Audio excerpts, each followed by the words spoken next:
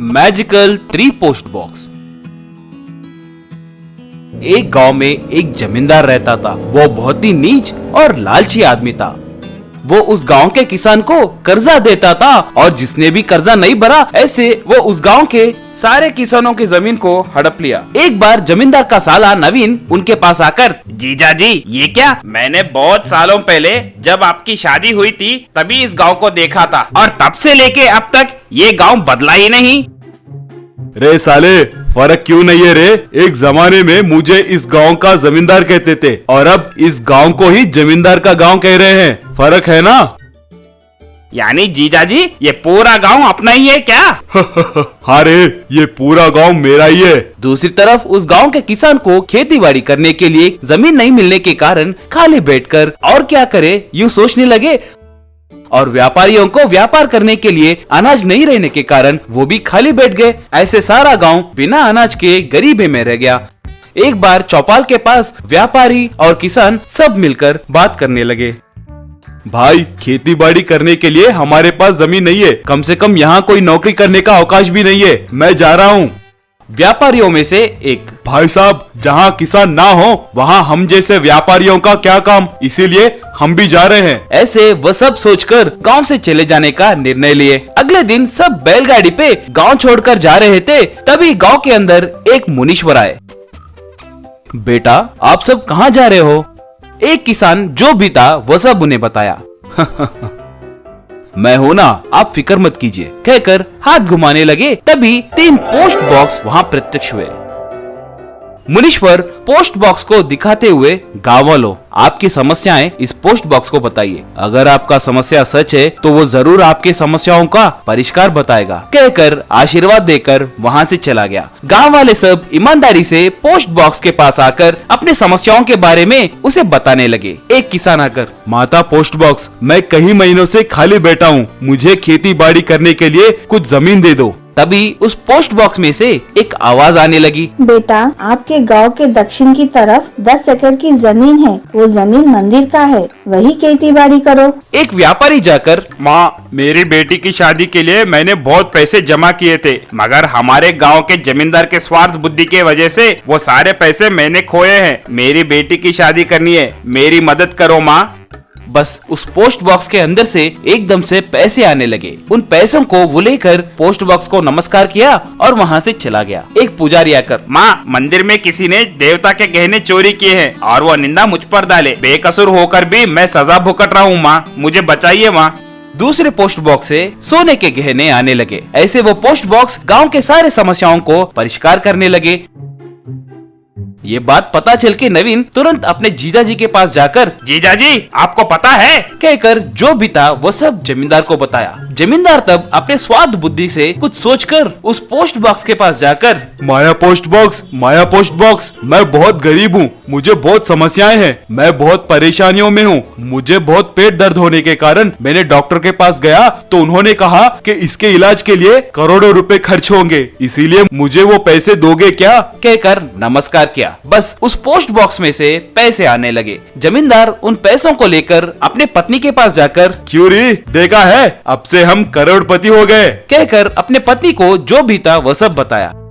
क्यों जी, आप हमेशा ऐसे धोखे के रास्ते पे चलते रहते हो? भगवान कभी न कभी आपको इसकी सजा जरूर देंगे।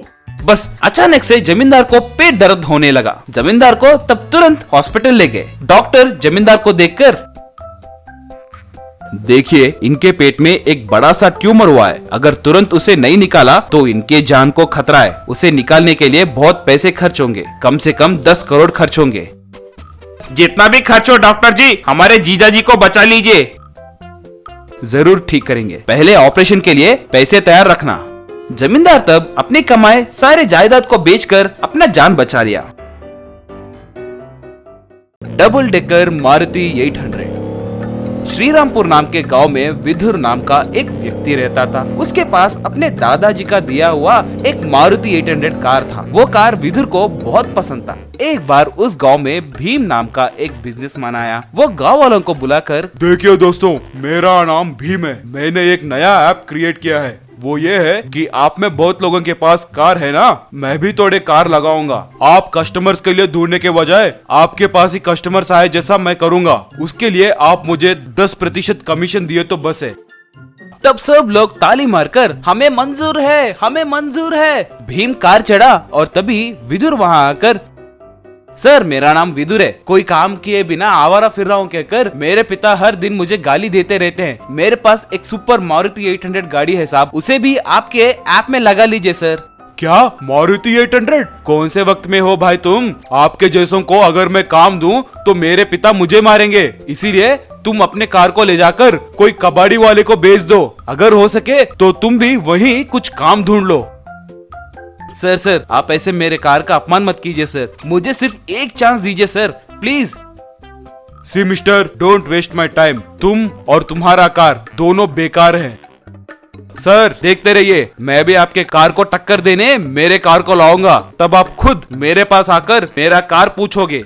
ए ड्राइवर, इससे बात करके वक्त खराब क्यों करना, चलो। कहकर अपने कार में चला गया। ऐसे थोड़े दिनों में ही भीम अपनी कंपनी में लेटेस्ट मॉडल के कार चला रहा था। विदुर, बालाजी दोनों मिलकर अपने मारुति कार को रखकर कस्टमर्स के लिए इंतजार कर रहे थे, मगर कोई भी विदुर का कार नहीं चढ़ रहा था। एक दिन भीम उन्हें देखकर, क्यों यूजलेस फेलोस, 1 महीना हुआ, क्या एक भी तुम्हारा कार नहीं चढ़ा क्या? नहीं चढ़ेगा, क्योंकि इस धरती पर ना समझ लोग तुम्ही हो कहकर सभी गांव के लोगों को पता है ना, इसीलिए कोई भी तुम्हारा कार नहीं चढ़ेगा कहकर चला गया। विदुर घर में बैठकर दुखी हो रहा था। तभी विदुर के पास उसके पिता त्रिपाठी आकर, देखो विदुर, 1 महीने से मैं तुम्हें गौर कर रहा हूँ, तुम्हारे कोशिश को भी मैं देख रहा हूँ, तुम्हारे कोशिश में कोई कमी नहीं है, वैसे ही तुम्हारे कोशिश में कुछ नया भी नहीं है। पहले कुछ नया करने की कोशिश करो, तुम कैसे सक्सेस नहीं होगे मैं भी देखता हूँ कहकर चला गया। विदुर उनके बातों को अपने दोस्त बालाजी को बताया। तब दोनों मिलकर उसके कार को मैकेनिक के पास ले गए। विदुर अपने कार को जैसे बनाना है उस मैकेनिक को समझाया। 1 हफ्ते के बाद मैकेनिक उनके कार को एक डबल डेकर मारुति 800 में बदल दिया।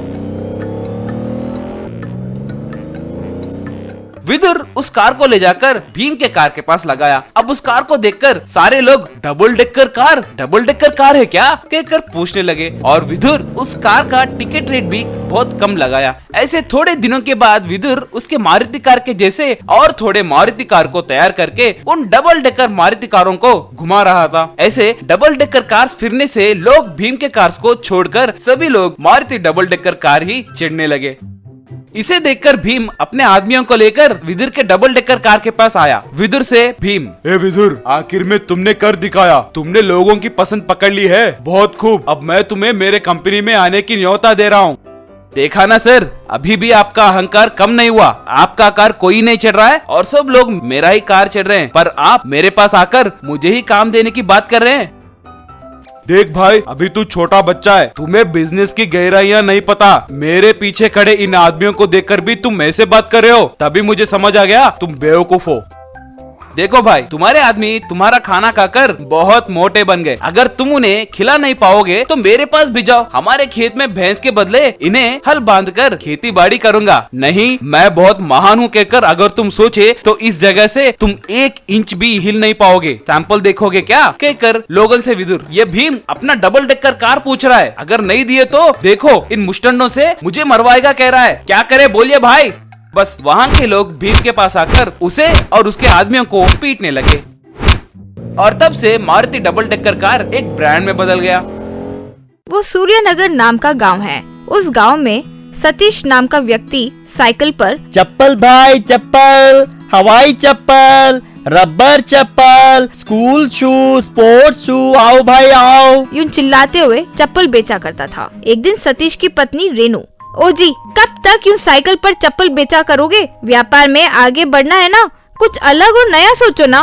कुछ अलग और नया करने के लिए पैसों की भी जरूरत पड़ती है, तभी कुछ कर सकते हैं। अब उतने पैसे मेरे पास कहाँ हैं? कुछ तो सोचिए जी।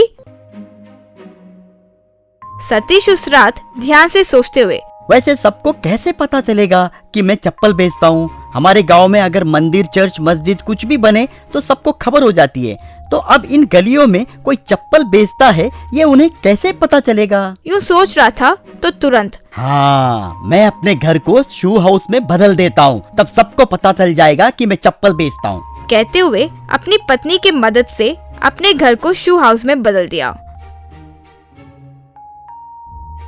अगले दिन कई लोग आकर, अरे घर तो बहुत अच्छा है सतीश।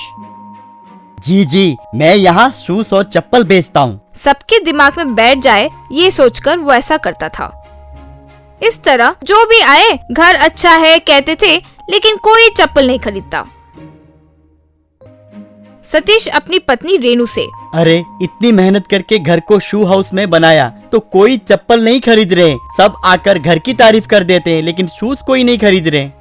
आपसे किसने कहा कि घर को शू हाउस में बदल दोगे तो लोग चप्पल खरीदेंगे? पहले मैं जैसे कह रही हूँ वैसे कीजिए। सारी औरतें और बच्चों को चप्पल मुफ्त में दीजिए।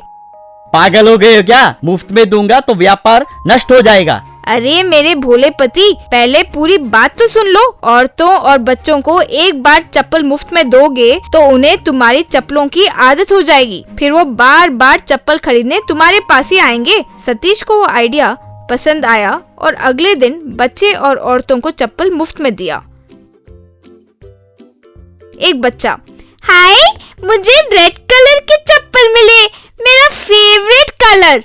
रे मेरा चप्पल देखा, pink colour, Yahoo! High heels इस्तेमाल करने का कब से सोच रही थी, मेरी ख्वाहिशें अब पूरी हो रही है। यूं कई लोग खुशी से चप्पल लेने लगे। कुछ दिन बाद एक घर पर, डैडी मेरा रेड कलर चप्पल खेलते खेलते टूट गया डैडी, मुझे नया खरीद कर दो ना डैडी। ठीक है रोना बंद करो, कहते हुए सतीश की दुकान पर गए। फिर पिता सतीश से, हाँ तो भाई मेरे बेटे का लाल रंग का पागलपन अभी तक दूर नहीं हुआ है। कब से लाल रंग वाली चप्पल की जिद कर रहा है, एक जोड़ी चप्पल देना भाई। तब सतीश चप्पल देते हुए, 200 रुपए हुए भाई। क्या 200 रुपए फ्री नहीं है? क्या जी आप भी मुफ्त में देते रहे तो व्यापार कैसे चलेगा? ठीक है, कहकर उसे 200 रुपए दिया। फिर एक औरत आकर, सतीश जी आपके दिए हुए हाई हील्स जब से पहन रही हूँ, लोग मुझे गिड्डी बॉनी बुलाना बंद कर चुके हैं। और तो और एक बढ़िया सा शादी का रिश्ता भी आया है, लेकिन कल मंदिर में किसी ने मेरे चप्पल चुरा लिए, एक और हाई हील्स का जोड़ा तो दीजिए ना। तब सतीश उसे चप्पल देते हुए, 500 रुपए। वो 500 रुपए देकर चप्पल खरीदी। इस तरह गांव वालों को वो शूज, चप्पल, स्कूल शूज को वहीं से खरीदने की आदत डलवाया। गांव में किसी को भी चप्पल खरीदना होता तो शू हाउस में आकर ही खरीदता।